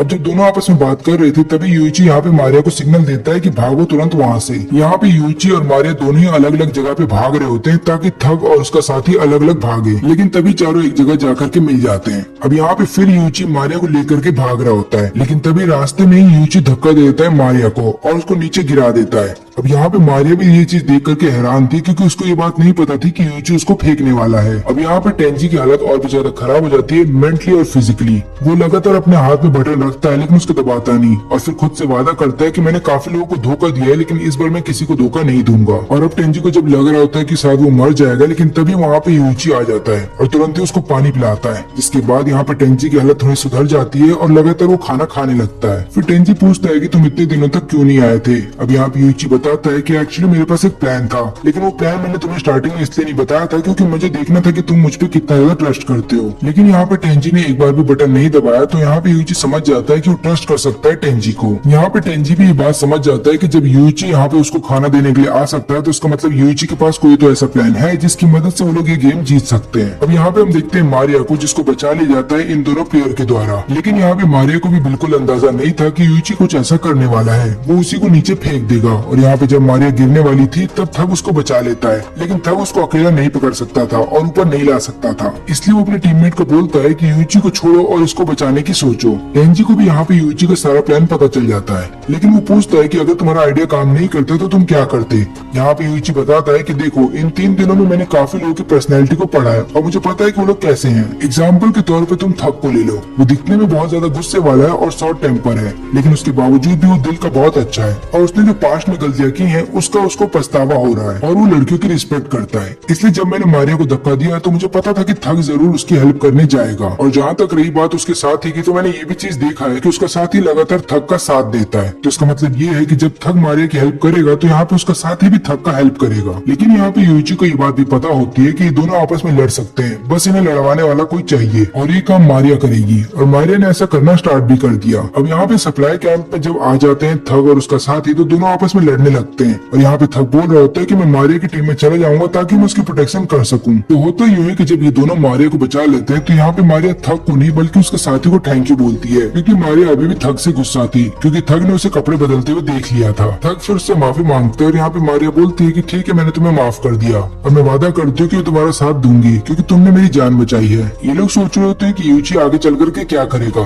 तब यहाँ पे मारिया लगातार यूची को डिफेंड कर रही होती है और थक सोच रहा होता है कि ऐसा मारिया क्यों कर रही है। इसके बाद जब ये लोग यहाँ से जाने की कोशिश कर रहे होते हैं तो मारिया ढंग से चल नहीं पा रही थी। तो थक बोलता है काम करो, तुम मेरे पीठ पे चढ़ जाओ। अब ये लोग जब सप्लाई कैंप में वापस जा रहे होते हैं तब यहाँ पे मारिया थक से बोलती है कि तुम्हारा शुक्र है जो तुमने मेरी जान बचाई, काश मैं तुम्हारी टीम को ज्वाइन कर पाती। बाकी के दो मेंबर भी जब अपने हाइडर को खाना देकर के आ जाते हैं तो लोग बोलते हैं कि इसमें थक की कोई गलती नहीं है, बल्कि हमें यूची के ऊपर लगातार नजर रखनी चाहिए। यहाँ पे यूची भी अपने हाइडर को खाना देकर के आ जाता है और उसके बाद मारिया को जोर से पकड़ लेता है और बोलता है कि मेरे बगल में आकर के बैठो। इस नजारे से थक को आ जाता है गुस्सा और वो बोलता है कि तुम्हें मारिया को जाने देना चाहिए, जो भी तुमने उसके साथ किया है। यूची बोलता है कि मारिया मेरी टीम में है तो मैं जो भी चाहूँ उसके साथ कर सकता हूँ। अब गुस्से में यहाँ पे थक जाता है मारने के लिए यूची को, लेकिन मारिया उसको ऐसा करने से रोक देती है। वो बोलती है कि यूची ऐसा ही चाहता है। इसके बाद यूची मारिया को उसके बालों से पकड़ता है और ऐसा दिखाने की कोशिश कर रहा होता है कि वो उसको पीटने वाला है। तब अपोनेंट की टीम के मेंबर चले जाते हैं मनाबू के पास और उसको बोलते हैं कि यूची को ऐसा करने से रोको, लेकिन यहाँ पे मनाबू बोलता है कि मैं ऐसा कुछ नहीं करने वाला हूँ क्योंकि रूल्स के अकॉर्डिंग तुम अपोनेंट की टीम के मेंबर को पीट नहीं सकते हो, लेकिन खुद की टीम के मेंबर के साथ तुम्हें जो करना है तुम कर सकते हो।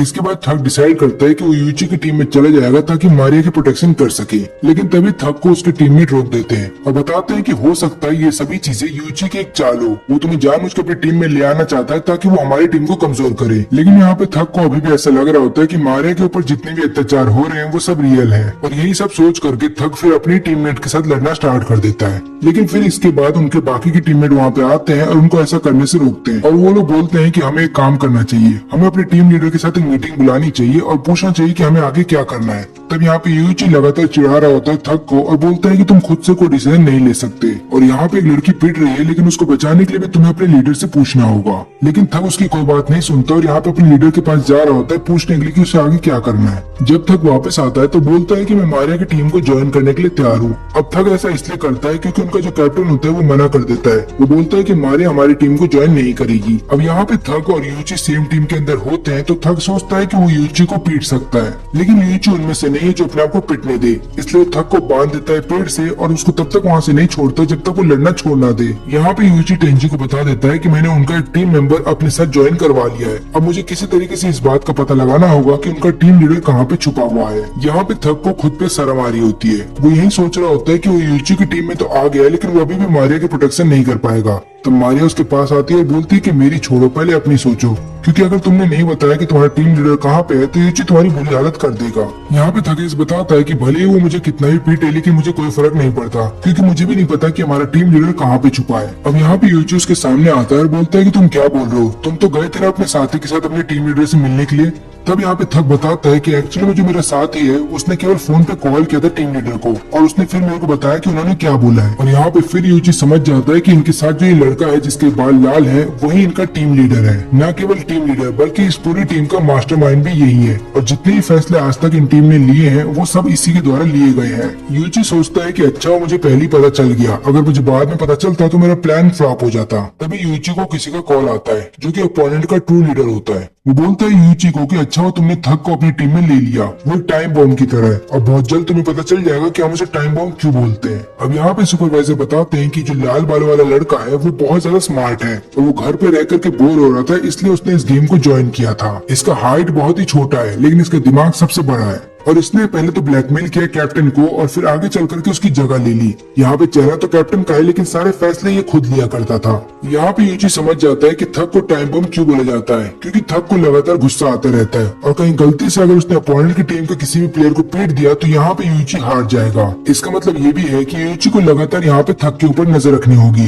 लेकिन अगर यूची ऐसा करता है तो वो ये चीज नहीं देख पाएगा कि उसके अपोनेंट क्या कर रहे हैं। ऊपर से अपोनेंट की टीम के 2 मेंबर भी वहाँ पे आ जाते हैं और वो लोग लगातार यूची और यहाँ पे मारिया के ऊपर नजर रख रहे होते हैं। फिर मारिया जब 2 मिनट के लिए कहीं पे जा रही होती है तब लीडर उनके पीछे आ जाता है। अभी लीडर बोलता है कि मुझे पता है कि तुम गेम की तरफ से आई हो, यानी कि मैनेजमेंट की टीम की तरफ से हो। मारिया उससे पूछती है कि तुम्हें कैसे पता चल गया। लीडर बताता है कि जब यूची और टेंजी यहाँ पे आए थे तो उन्हें 3 दिन तक भूखा रखा गया था और उनके चेहरे पे ये नजर भी आ रहा था, लेकिन जब तुम्हें इंट्रोड्यूस किया गया था तो तुम्हारे चेहरे पे ऐसा कुछ भी नहीं था, जिसको देखने के बाद मैं समझ गया कि तुम मैनेजमेंट की तरफ से हो। मैं तुमसे बस इतना चाहता हूँ कि तुम यूची को धोखा दे दो और हमारी टीम में आ जाओ। लेकिन मारिया इसके लिए मना कर देती होती है। तब लीडर बोलता है कि क्या तुम नहीं देखना चाहते कि किस तरीके से यूची का हर एक प्लान फेल हो जाए और बाद में वो खुद पे रोए कि उसका सारा प्लान फेल हो गया। मारिया बोलती है कि हाँ मैं देखना तो चाहती हूँ। इसलिए मारिया यहाँ पे चली जाती है यूची के पास और बोलती है कि मुझे टेंजी का लोकेशन चाहिए। यहाँ पे यूजी उसको लोकेशन दे देता है। इसके बाद मारिया जाती है और लीडर को और उसकी पूरी टीम को सच्चाई बता देती है कि टेंजी कहाँ पे है। इसके बाद टेंजी को ढूंढ लिया जाता है और फिर मनाबू बोलता है कि ये गेम खत्म हो गया है और वो सबको एक जगह पे बुलाता है। इसके बाद मनाबू बताता है कि इस गेम को किसी और ने नहीं बल्कि यूची की टीम ने जीता है।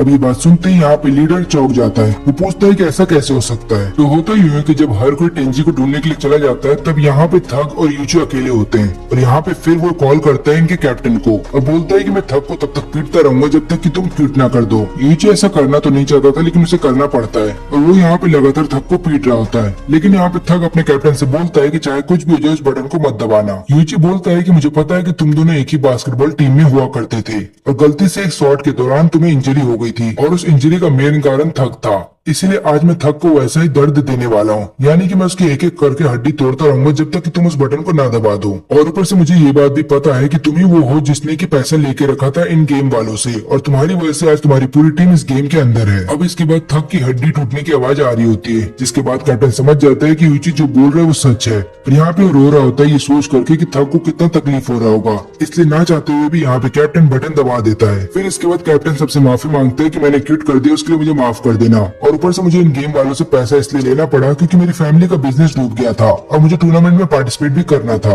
ये लोग यहाँ पे गेम तो हार जाते हैं लेकिन कैप्टन को अभी भी गुस्सा होता है यूची पे और वो लगातार उसको पीट रहा होता है। तब थग आकर के उसको रोकता है और बोलता है कि रुक जाओ, उसने मेरा एक भी हड्डी नहीं तोड़ा है बल्कि उसने खुद की उंगली को तोड़ लिया ताकि तुम्हें यकीन आ जाए कि वो मेरे को तकलीफ दे रहा है, जिसके बाद तुमने वो बटन दबा दिया और हम गेम को हार गए। ये लोग गेम को तो हार जाते हैं लेकिन यहाँ पे इन लोगों को प्राउड होता है कि इनके कैप्टन ने थग को कुछ भी नहीं होने दिया, क्योंकि अगर ये गेम जीतने के लिए ये लोग थग को पिटने देते तो ये लोग कभी भी कैप्टन की रिस्पेक्ट नहीं करते। यहाँ पे यूची बताता है कि मुझे ये पता है कि मारिया जो है वो गेम की तरफ से यानी कि उनके मैनेजमेंट की टीम की तरफ से, और यही कारण था कि मैंने मारिया को धक्का दे दिया था क्योंकि मुझे पता था कि उसको कोई ना कोई तो बचाने के लिए आ ही जाएगा। फिर यहाँ पे टेंजी जब यूची को लेकर के जा रहा था तब वो यही सोच रहा होता है कि यहाँ पे यूची ने भले ही काफी सारी डर्टी ट्रिक का इस्तेमाल किया है लेकिन उसने अपोनेंट की टीम की दोस्ती नहीं तोड़ी और ऊपर से भले ही उसने थग की एक भी उंगली को नहीं तोड़ा और यहाँ पे कैप्टन को मजबूर कर दिया बटन दबाने के लिए। लेकिन अगर कैप्टन थोड़ा सा टाइम और लेता बटन को दबाने के लिए तो हो सकता था यहाँ पे थग सही में टॉर्चर होता। इसके बाद चौथे राउंड में थोड़ा टाइम होता है तो मनाबू बोलता है कि अभी के लिए हम तुम्हें बाहर जाने दे रहे हैं लेकिन तुम्हें इस गेम के बारे में किसी को नहीं बताना है और अगर तुमने ऐसा किया तो तुम्हें इसका परिणाम झेलना होगा। अब इसके बाद यूची और टेंजी डिसाइड करते हैं कि वो लोग सीओ को ढूंढेंगे। वो लोग जब अपने क्लास में वापस आते हैं तो वहाँ पे केवल यूटोरी होती है। वो बोलती है कि मुझे तुम दोनों को देख के अच्छा लगा, अच्छा हो तुम लोग बहुत ही जल्द उस गेम से वापस आ गए हो। ये लोग पूछते हैं कि सीओ कहाँ पे है तो यहाँ पे यूटोरी बताते हैं कि सीओ पता नहीं कहाँ चली गई है और काफी दिनों से स्कूल नहीं आ रही है। यूची को ऐसा लगता है कि मुझे उसकी सच्चाई पता चल गई है इसलिए वो यहाँ से भाग गई। तो होता ही है कि जब सेकंड गेम के बाद ये तीनों वापस से क्लास के अंदर आते हैं तो क्लास का हर एक व्यक्ति यहाँ पे सीओ के ऊपर इल्जाम लगाता है। वो बोलता है कि तुम ही हो जिसने हमारे पैसे चुराए हैं, क्योंकि हमने कहा था कि हम बैंक में ट्रांसफर कर देंगे लेकिन तुमने कहा कि नहीं कैश में तुम्हें पैसे चाहिए और तुम वो पैसे अपने पास रखोगी। इसके बाद यहाँ पे सीबे जो है वो बताना चाहता था सबको सच्चाई कि एक्चुअली में पैसे टेंजी ने चुराए हैं, लेकिन अगर वो ऐसा करता है तो गेम के रूल को तोड़ देगा। इसलिए यहाँ पे सीबे जो है सामने आता है और बोलता है कि चिंता मत करो, मैं तुम सबके पैसे कल लौटा दूंगा। और इसके कुछ दिन बाद हम देखते हैं कि सीबे के फादर को अरेस्ट कर लिया जाता है, क्योंकि यहाँ पे हर किसी को पता चल गया था कि सीबे के फादर ने क्या क्या गलत काम किए और इसी वजह से उन्हें अरेस्ट कर लिया जाता है। लेकिन यहाँ पे यूची समझ जाता है कि एक्चुअली में सीबे ने जाकर के अपने फादर को सारी सच्चाई बताई होगी और बोला होगा कि उसको 2 मिलियन येन किस लिए चाहिए, और यही कारण है कि उसके फादर को अरेस्ट कर लिया गया। अगले दिन सीबे सबसे माफी भी मांगता है कि मैं तुम्हारे पैसे नहीं लौटा पाऊंगा, लेकिन यहाँ पे सब लोग उसको बुली करने लगते हैं। यहाँ पे सीओ के साथ भी यही हो रहा था, इसलिए दोनों ही स्कूल से बाहर चले जाते हैं और उस दिन के बाद से दोनों स्कूल आना बंद कर देते हैं। ये लोग जब सीबे के घर जाते हैं उससे मिलने के लिए तो इन्हें पता ये चलता है कि सीबे के फादर की डेथ हो गई है और यहाँ पे उसके मर्डर का इल्जाम किसी और पे नहीं बल्कि सीबे के ऊपर लगा दिया गया है। सीबे जब यहाँ पे टेंजी और यूची को देखता है तो वो समझाने की कोशिश कर रहा होता है कि मैंने खून नहीं किया। यहाँ पे टेंजी उसकी मदद के लिए आगे बढ़ रहा होता है, लेकिन यूची उसको ऐसा करने से रोक देता है। यूची यहाँ पे ऐसा इसलिए करता है क्योंकि उसको डर था कि कहीं टेंजी जोश में आकर के गेम के बारे में सबको बता आना दे। अब यहाँ पे टेंजी देखता है कि सीओ के फादर यहाँ पे लेकर के जा रहे हैं सीबी को, और यहाँ पे टेंजी बताता है कि जब मेरे फादर की डेथ हुई थी तब वहाँ पे सीओ के फादर थे।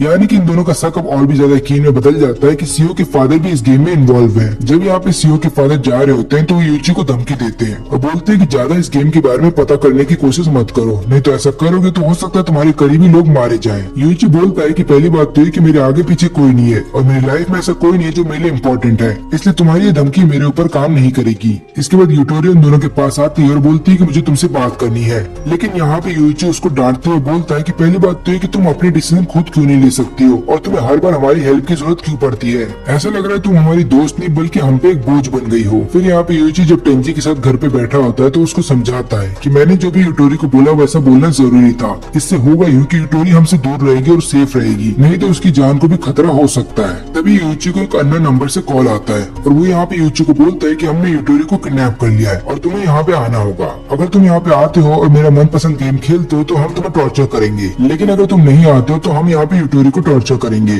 और याद रखना कि तुम अपने साथ किसी को लेकर के नहीं आ सकती, और अगर तुमने ऐसा किया तो यहाँ पे यूटोरी को उसकी सजा भुगतनी पड़ेगी। फिर यूची को आता है गुस्सा और वो बोलता है कि चाहे कुछ भी हो जाए यूटोरी के साथ कोई भी गलत काम मत करना, क्योंकि अगर तुमने ऐसा किया तो मैं तुम्हारी जान ले लूंगा। यूची जब इनके बताए वो जगह पे पहुंचता है तो वो देखता है कि वहाँ पे काफी सारे लोग हैं जो घेर के खड़े हैं यहाँ पे यूटोरी को। इसके अलावा वो देखता है कि उनके में एक ऐसा आदमी है जिसने की मानवो का मास्क पहना हुआ है और उस आदमी का नाम है कुरोकी। यूची जब वहाँ पे आ जाता है तो वो कुरोकी से बोलता है कि अब तुम यूटोरी को जाने दो। कुरोकी बोलता है कि पहली बात तो ये कि मैंने तुम्हें यहाँ पे बुलाया, न कि तुमने मुझे यहाँ पे बुलाया, इसलिए जैसा मैं बोलूंगा वैसा होगा। और ऊपर से मुझे तुम्हारे काफी सारे सीक्रेट्स पता है जो मैं सबको अगर बता दूं तो सोचो तुम्हारा इमेज क्या रहेगा। यहाँ पे यूची नहीं चाहता था कि उसके सीक्रेट के बारे में सबको पता चल जाए, इसलिए वो बोलता है कुरोकी से कि ठीक है मैं तुम्हारा गेम खेलने के लिए तैयार हूँ। कुरोकी फिर गेम समझाता है। वो बोलता है कि इस गेम में टोटल 3 राउंड होंगे जहाँ पे हर राउंड में तुम्हें फिजिकली टॉर्चर किया जाएगा, लेकिन यहाँ पे यूटोरी चाहे तो उस पनिशमेंट को खुद के ऊपर ले सकती है। लेकिन यहाँ पे यूटोरी को जब टॉर्चर किया जाएगा तो उसमें दर्द कम होगा, लेकिन जब यूटोरी को टॉर्चर किया जाएगा तो तब तुम बीच में नहीं बोल सकते। अगर तुमने ऐसा किया तो तुम दोनों को ही टॉर्चर किया जाएगा। तो देखा जाए तो यहाँ पे यूटोरी के ऊपर सारा फैसला है कि वो खुद को चुनती है टॉर्चर के लिए या फिर यूची को। तो पहला राउंड स्टार्ट होता है जहाँ पे बहुत ही हट्टा कट्टा आदमी उन्हें पंच मारेगा। अगर यूटोरी खुद को चुनती है टॉर्चर के लिए तो उसे केवल एक ही पंच मारा जाएगा, लेकिन अगर वो यूची को चुनती है तो यूची को टोटल 3 पंच मारे जाएंगे। लेकिन अगर यूटोरी यहाँ पे कुछ भी नहीं बोलती तो लास्ट में यूची को ही टॉर्चर किया जाएगा। अब यहाँ पे जब यूटोरी से पूछा जाता है कि तुम किसको चाहती हो टॉर्चर करना, खुद को या फिर यूची को, लेकिन यहाँ पे यूटोरी कोई जवाब नहीं दे रही थी। फिर यहाँ पे यूची उसको सिग्नल करता है बॉडी के जरिए कि मैं इस टॉर्चर को झेल लूंगा। यहाँ पे कुरोकी बोलता है कि भले तुमने बात नहीं की लेकिन तुमने अपनी बॉडी का इस्तेमाल किया, इसलिए अब टॉर्चर तुम्हें झेलना होगा। इसके बाद यूची को लगातार 3 पंच मारे जाते हैं, लेकिन यहाँ पे यूची सोचता है कि ये पंच बहुत ही हल्की थे क्योंकि कैप्टन ने जो पंच मुझे मारा था वो अलग ही लेवल का था। इसके बाद यूटोरी बोलती है कि चिंता मत करो, सेकंड वाला टॉर्चर मैं अपने ऊपर झेल लूंगी। तभी कुरोकी जो है यूटोरी का हाथ टेबल के ऊपर रखता है और बोलता है कि इस वाले टॉर्चर के अंदर तुम्हारे नेल्स को उखाड़ा जाएगा।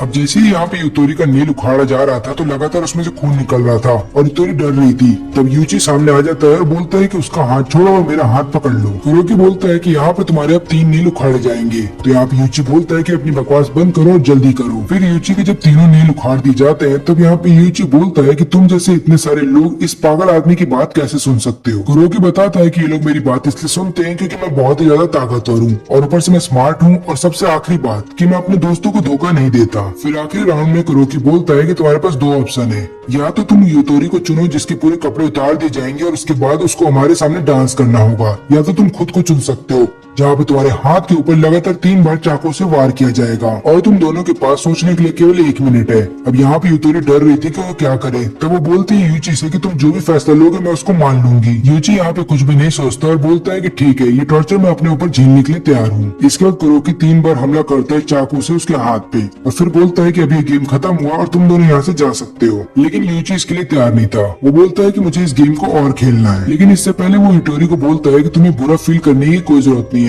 क्योंकि इन लोगों ने जानबूझ के तुम्हें किडनैप किया था। इनका मेन मकसद तो यही था कि ये लोग मुझे नुकसान पहुंचाना चाहते थे और अब तुम यहाँ से जा सकती हो, क्योंकि अगर तुम यहाँ से नहीं गई तो हो सकता है तुम कुछ ऐसा देखो जो तुम्हें नहीं देखना चाहिए था। लेकिन यहाँ पे यूटोरी नहीं जाती और बोलती है कि मैं अब तुम्हारा साथ दूंगी। यूची फिर यहाँ पे कुरोकी को बोलता है कि अगर तुम मेरे साथ एक गेम खेलते हो तो मैं तुम्हें 10 मिलियन येन दूंगा, और तुम्हें तो मेरे पास्ट के बारे में सब चीज पता है तो तुम्हें तो पता ही होगा कि मेरे पास 10 मिलियन से भी ज्यादा है। कुरोकी इसके लिए मान जाता है। फिर यूची बोलता है कि हम लोग रॉक पेपर सीजर का एक नॉर्मल गेम खेलेंगे। अब इस गेम में होगा यूं कि अगर मैं हारता हूँ तो मैं वादा करता हूँ कि मैं तुम्हें 10 मिलियन येन दूंगा, लेकिन अगर तुम हार गए तो मैं तुम्हारी एक एक करके फिंगर को काट दूंगा। अब फिंगर कटेंगे एक पैटर्न के अकॉर्डिंग, जैसे कि अगर तुम्हारा सीजर आया तो तुम्हारी 2 फिंगर काटी जाएंगी, अगर तुम्हारा पेपर आया तो तुम्हारी 5 फिंगर काटी जाएंगी, और अगर तुम्हारा रॉक आया तो तुम्हारा कुछ भी नहीं काटा जाएगा। लेकिन यहाँ पे यूची के हाथ में बैंडेज बंधा हुआ है। इसका मतलब ये है कि यूची केवल रॉक का इस्तेमाल कर सकता है या फिर पेपर का, और ये बात कुरोकी समझ जाता है और उसको ऐसा लगता है कि ये गेम बहुत ही सिंपल होगा और वो आराम से हर एक गेम जीत जाएगा। यहाँ पे यूची ये भी बोलता है कि अगर यहाँ पे कुरोकी गेम को जीत गया तो वो उसके सभी टीममेट्स को भी पैसा देगा, और वो लोग फिर यहाँ पे कुरोकी को बोल रहे होते हैं कि तुम्हें ये गेम खेलना चाहिए। फिर कुरोकी गेम स्टार्ट होने से पहले पूछता है कि क्या होगा अगर हम दोनों के बीच में टाई हो गया, जैसे कि मैंने रॉक निकाला तुमने भी रॉक निकाला।